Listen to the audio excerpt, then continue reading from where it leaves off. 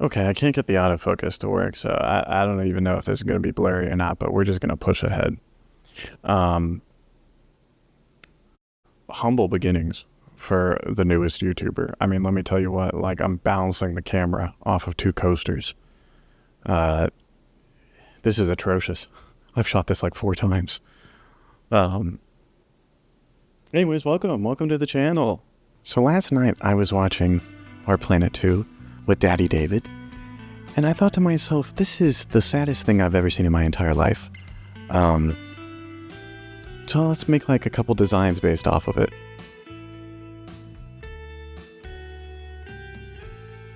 For this first design, bear with me, no animals. I know, we're already going off script. I'm thinking this first one's gonna just be like a cool splash page, world on fire, everything's dying, so sad, terrible fact, kind of vibe. Alright, so the initial thought process I had was, let's make like a rubber hose, kind of like Earth. I want to go for like a retro style. I knew how to draw like that from doing like a whole bunch of fun graphics on TikTok. Maybe you should check that out. Plug alert! So I initially started with the base. I like to go in orange because I feel like it doesn't make anything feel too official, nothing too serious. So it gives me like the ability to erase and not feel bad about what I'm drawing because it's not supposed to be the final piece of art. And then after I got the base drawing down, I decided to go in and do one more kind of like draft before I would finish it up. This was just to like test around with colors, see if I liked the direction. I actually decided to swap the way the hand was placed on the earth. I just felt like it fit better and maybe it would be easier to design around that. And the colors felt pretty good. I liked the muted scheme I went with. I added some half tone or half dots, whatever you want to call it. I have no clue what it's called. Dots, because it looks good and it makes me feel good, and I hope it makes you feel good. The more I thought about it, the more I felt like the world couldn't stand on its own, and so I wanted to draw a little guy behind him, kind of almost trying to grab him. So I just quickly drew up this pig and finalized it, and yeah, so we're complete. And now's the fun part. Now's the time to bring this little sucker into InDesign. Alright, we're in the true gamer zone here. Time to plug it into Adobe and edit it. Let me tell you what, I'll give you a little secret. If you like this camera angle, I used an ancient video technique called stacking my camera on coasters. So far that's just been the best use of the coasters I have at my disposal. Alright, so yeah, let's get into it, shall we? So, one thing you'll quickly notice is how much I struggled with the overall setup of this design. When I imported the graphics, it almost felt like each one just wasn't willing to work together, and I couldn't really find a design layout that I was really enjoying.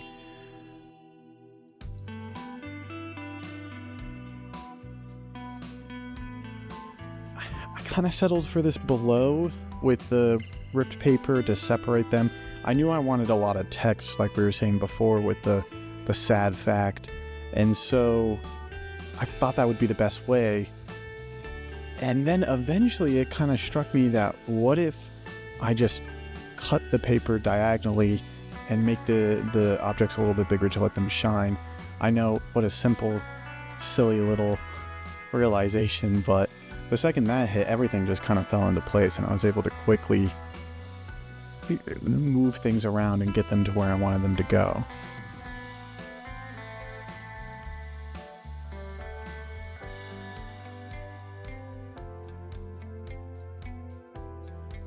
So I decided to use a gradient map to make the colors kind of all work together in a different way. And then I started playing around with the typeface that I wanted to do.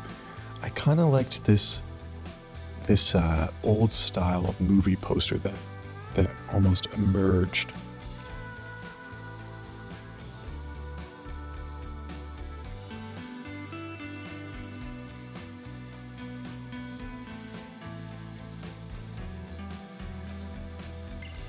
And after all that, it's done. I know what you're thinking. No, there's no text. Well, you're correct. Look at you, you little graphic designer. So really, I just plugged a bunch of stuff in InDesign and made it kind of fit. And I was going for this theme of like old movie poster. And I really feel like we struck the correct chord. So here it is.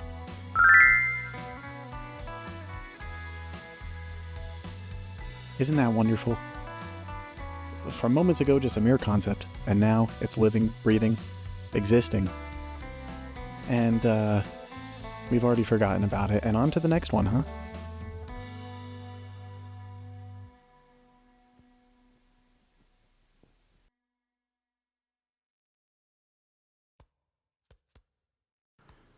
All right, design number 2. So, this one is actually based. It's a little sadder, a little more dark than the first one. During Our Planet 2, they talk a lot about these birds, these albatross, and how they're just straight up eating plastic, and like it's killing them like crazy. You know, who would have thought? So I wanted to do a design like that. So the first thing I knew I wanted to accomplish with the albatross design is I wanted to use threshold. I felt like it was like a really cool way of like getting a picture of the albatross and making it a little bit more like grungy, I guess would be a good way to explain it. And I wanted to put that with the plastic waste to show like the contrast. And I thought like doing these bright like red and green would be really cool.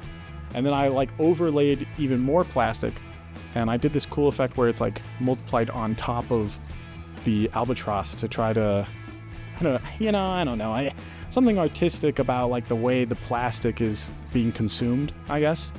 Man, this is kind of dark, no? Like this is the first YouTube video and we're going this dark. Hey, maybe the next one we could do lighter designs. I don't know. This was my experience when watching Our Planet 2. So, like I said before, it's like a really sad show. It just will make you cry. Yeah, so I knew I needed text. And I thought I would include text pretty much from the episode that I watched about how this plastic and how much plastic waste is in the ocean and all that, and how it's being fed to the albatross is like killing like 1/3 of the population, which is crazy.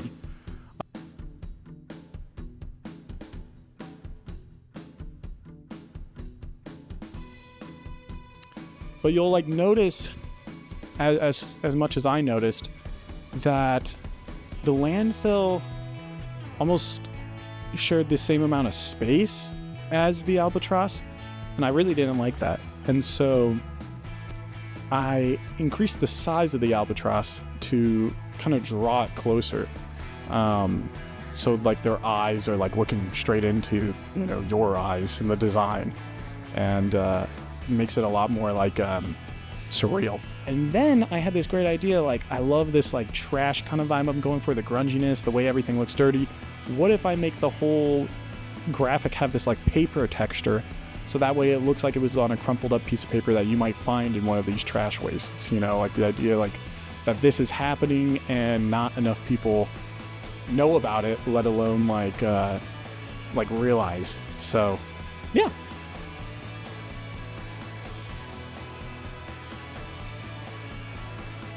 that's design 2.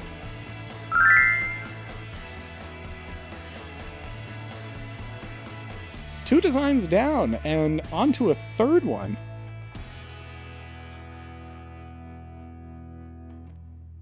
Okay, onto the final design. 2 down, last one to go. So, this one, about the walruses. I don't know if you've seen those videos, but definitely the one that stuck out the most to me. And to give you the cliff notes, pretty much a bunch of ice is melting, and the walrus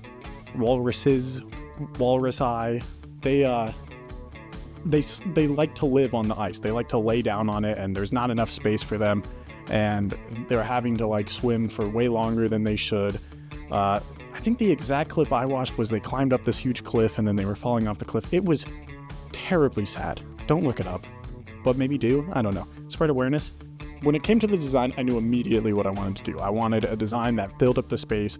I wanted text that stood out. I wanted to show the ice and how, like an overview shot, and how the ice is running out and how there's not much room left for them. And so I got a whole bunch of images that I liked, and I settled on one of them. And then using the text, I had to like really fill the space with it, so it filled up the whole postcard.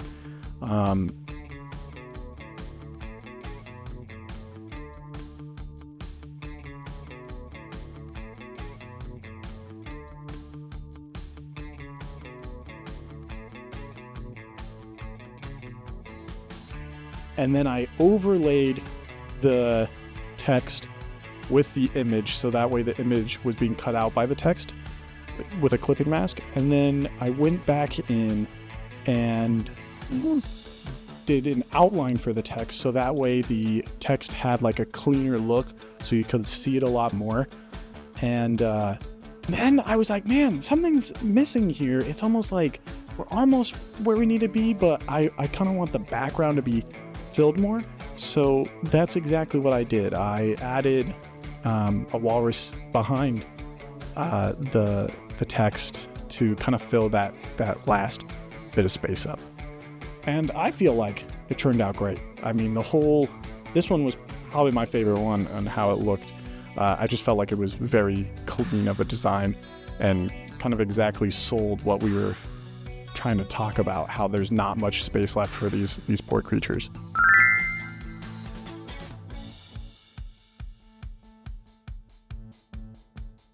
So that's it.